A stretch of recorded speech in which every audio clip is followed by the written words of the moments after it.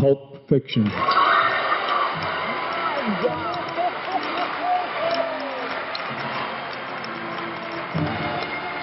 Vous intervenez quand vous voulez. C'est la joie de l'équipe de Pulp Fiction. C'est alors complètement l'outsider du festival. Quentin Tarantino a 30 ans. Il avait fait l'événement il y a 2 ans hors compétition avec un film qui s'appelait Reservoir Dogs, qui avait été projeté à minuit et qui avait été salué par tout le monde. Et là, donc, il était en compétition samedi soir. Et donc, déjouant tous les pronostics, c'est lui qui obtient cette palme d'or pour Pulp Fiction. It's funny because I never expect to. Voilà, il dit que c'est très drôle parce que j'attendais absolument pas du tout de récompense de ce festival. Because I don't make the kind of movies that kind of bring people together.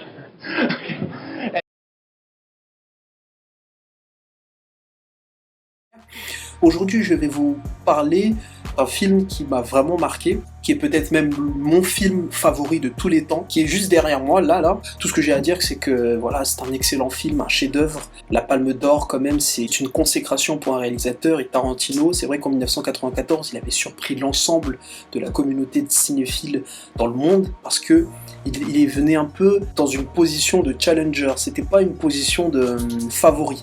Et puis Tarantino, le mec, il vient avec une certaine posture qui correspond pas du tout au code du cinéma français. Donc Tarantino, c'était vraiment le mec qui a su casser un certain cliché qu'il y avait souvent au Festival de Cannes. Il n'a pas fait d'école de cinéma, mais c'est quelqu'un de très cultivé en culture générale, mais aussi en culture cinématographique. Il a vu beaucoup de films, il s'inspire de beaucoup de films dans le monde, etc. Il fait aisément partie des plus grands cinéastes de toute génération confondue.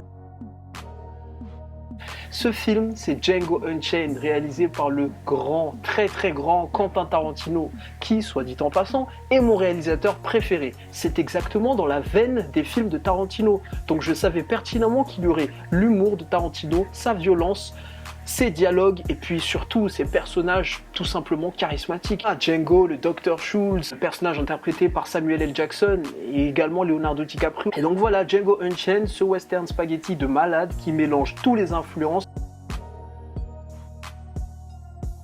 Juste derrière, vous l'aurez compris, mon réalisateur préféré. Je sais même pas pourquoi je le mets vers le bas.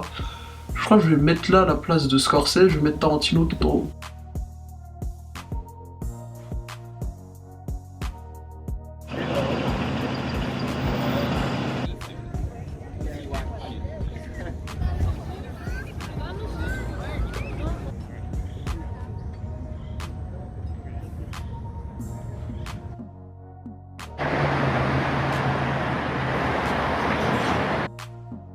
Aujourd'hui, c'est le D-Day, ce fameux jour, c'est la sortie de Once Upon a Time in Hollywood dans tous les États-Unis. Donc on est le 26 juillet. Donc là, je me tiens devant le New Beverly Cinema. Donc en fait, c'est le cinéma qui appartient à Quentin Tarantino.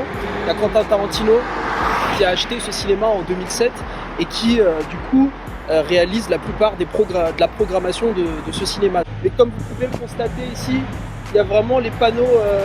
vous savez, des cinémas de l'époque, l'époque du Nouvel Hollywood et tout. Donc, Now Playing Once Upon a Time in Hollywood, on a l'affiche officielle du film. Ici, c'est le guichet. Toutes les séances sont sold out. New Beverly Cinema, toute la programmation, tous les films qui vont passer. Once Upon a Time in Hollywood. Vous voyez, Django Unchained. Ça vend aussi un peu de popcorn. Donc bon, je pense qu'on va passer un bon moment. Donc on se retrouve dans le New Beverly Cinema. Wow,